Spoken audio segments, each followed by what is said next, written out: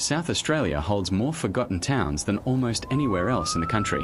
Drive far enough north of Adelaide and the highway starts passing places that still appear on old maps, places with names, with cemeteries, with the outline of streets pressed into red dirt, but with no one left to answer if you knock. This state was settled on a bet that failed more often than it succeeded. Farmers pushed onto marginal land during a run of good rainfall that never lasted. Mining towns built around or bodies that ran out within a decade. Railway sidings that existed purely to serve a line that has since been pulled up. Most tourists see the Flinders Ranges from a lookout and drive straight through to Uluru without noticing what is scattered along the way. Locals and Outback travellers know better. In this video, we are counting down 12 ghost towns in South Australia you were never meant to see.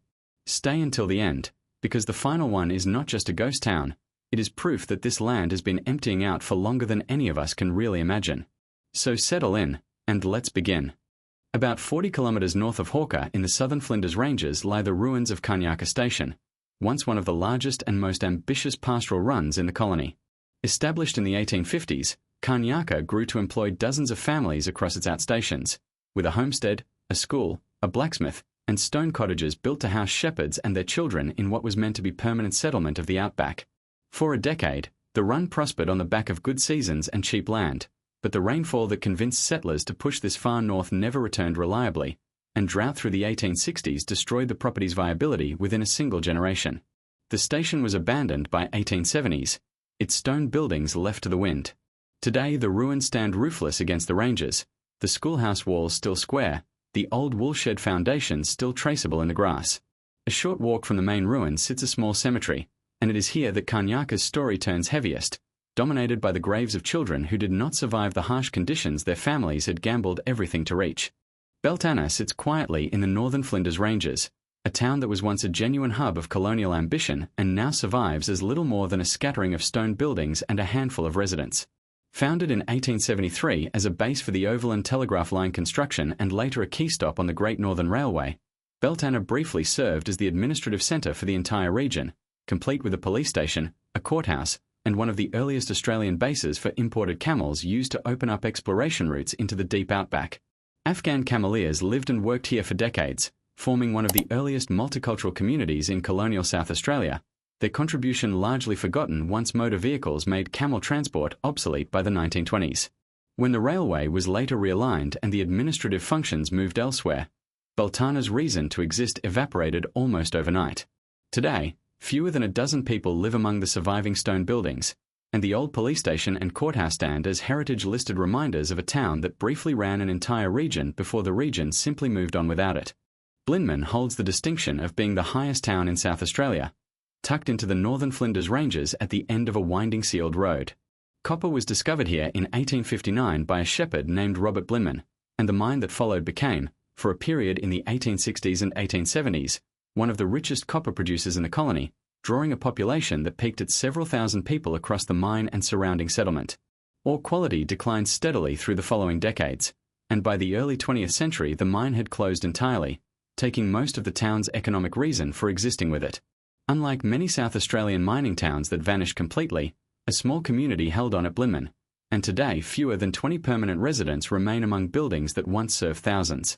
The old mine workings are open for underground tours, descending into shafts that miners work by candlelight, and the surrounding hills are still scarred with mullock heaps and collapsed adits, a landscape that looks abandoned even in the sections still technically inhabited.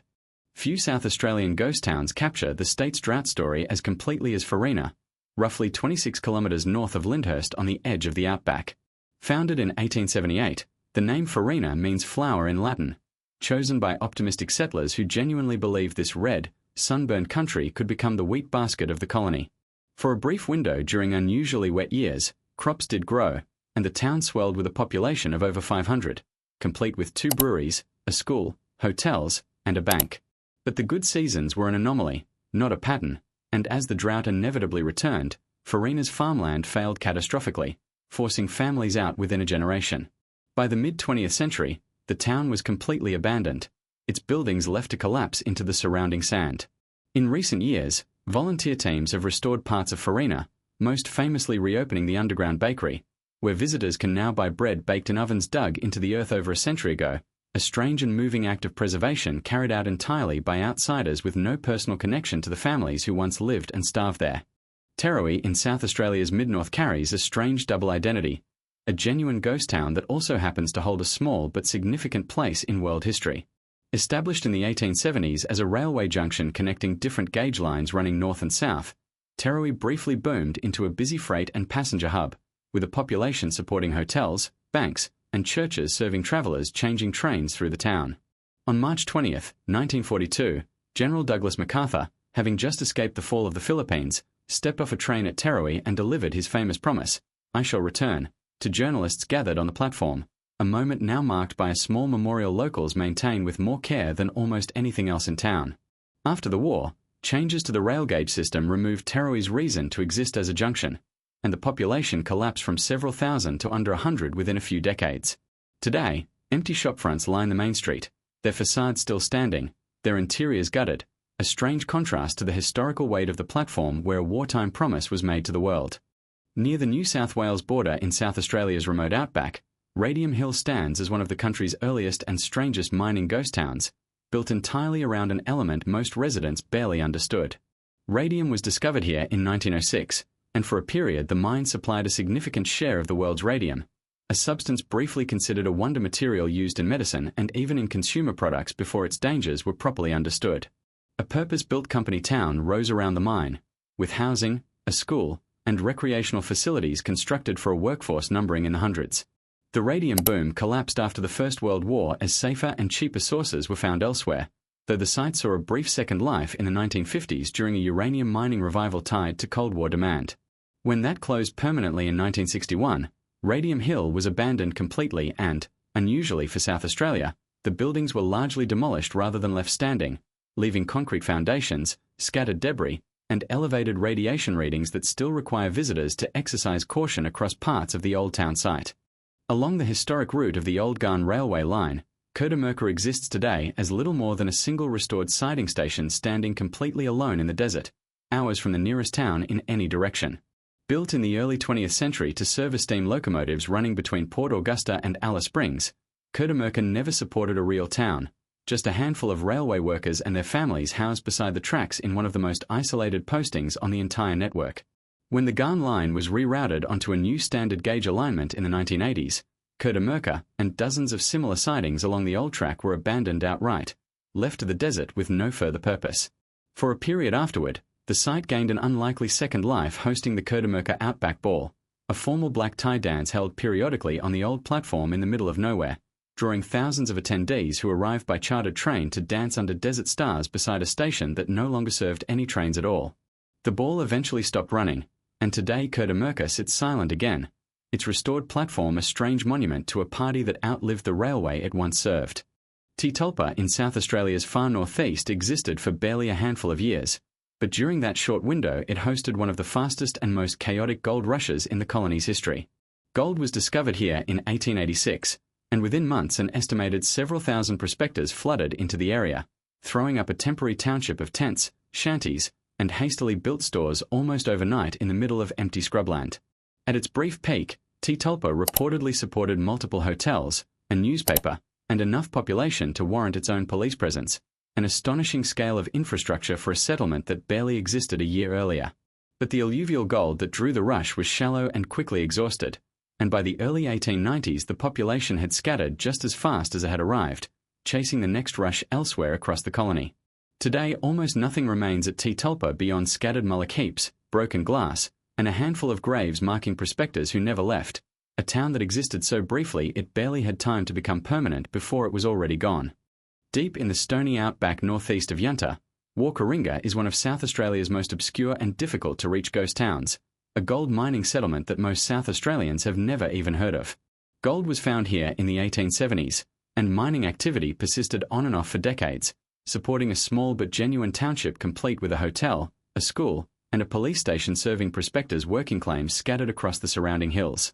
Unlike the explosive rushes at places like Tulpa, Warkaringa's decline was slow and grinding, a steady drain of population as easily accessible gold ran out and miners drifted toward more productive fields elsewhere in Australia. By the mid-20th century, the town had emptied almost entirely, leaving behind the stone shell of the old hotel, a handful of collapsed cottages, and a cemetery whose headstones have been worn nearly illegible by decades of dust storms. Access requires a rough, unsealed track, and the isolation that once made Walkeringa hard to supply now makes it hard to even find. A ghost town so remote it has largely avoided the tourism that has preserved better-known sites. Near the New South Wales border along the Old Barrier Highway, Manor and Ullery exist as a pair of near-identical Outback railway ghost towns, both reduced to a handful of buildings beside a rail line that no longer stops for anyone. Both settlements were established in the late 1800s as sidings and service points along the railway connecting Adelaide to Broken Hill, supporting small populations of railway workers, a hotel, and a store catering to travellers and surrounding pastoral stations. Neither town ever grew large, but both persisted for decades as genuine, if small, working communities embedded in one of the harshest stretches of outback in the state.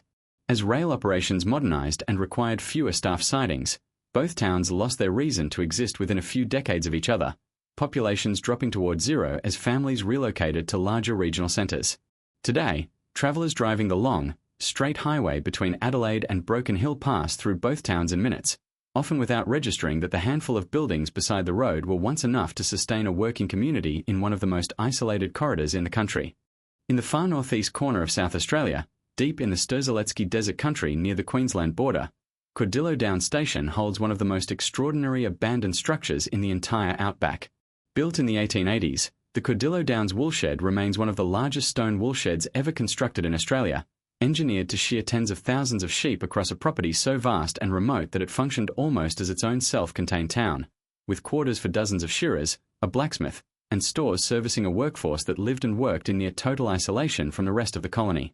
The scale of the operation reflected genuine ambition, an attempt to run a major pastoral enterprise in one of the most hostile environments in Australia, hundreds of kilometres from the nearest town along tracks that remain treacherous after rain even today. As wool prices declined and the difficulty of running stock in such an unforgiving climate became clear, the station's population shrank dramatically, leaving the enormous stone woolshed standing largely empty, an echoing monument to a scale of ambition the desert ultimately refused to support. Just west of Lake Torrens in the Flinders Ranges region sits Ediacara, a site that barely qualifies as a ghost town in the traditional sense, a former mining camp so remote and so briefly populated that almost nothing physical remains beyond scattered debris and old exploration tracks. But Ediacara's true significance has nothing to do with the handful of prospectors who once camped here searching for silver and lead in the early 20th century.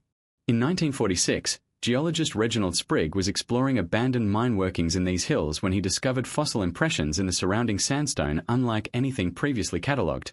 Soft-bodied organisms dating back more than 550 million years, among the oldest complex life forms ever identified on Earth. The discovery gave its name to an entire geological period, the Ediacaran, and fundamentally changed scientific understanding of when complex life first appeared on the planet. The mining camp that gave Sprigg access to these hills has vanished almost entirely, its brief human presence utterly dwarfed by what lay beneath it the whole time. Locals who know the story see Ediacara as the ultimate South Australian ghost town, a place abandoned by people so completely that what it became famous for was never the settlement at all, but the traces of life left behind hundreds of millions of years before anyone arrived to build one. That is the thread running through every one of these 12 places. South Australia has always been a state of ambitious bets against a landscape that rarely cooperates for long. Wheat farms planted on rain that never returned, mines built around or that ran thin, railway towns that existed only as long as the trains kept stopping. Families arrived certain they were building something permanent, and the land quietly proved them wrong within a generation or two. What remains is not dramatic destruction but a slow, patient emptying, stone walls left roofless, cemeteries left half-legible, platforms left waiting for trains that changed course decades ago. Most people driving through the Flinders Ranges or along the Barrier Highway never notice how many of these places they pass in a single afternoon.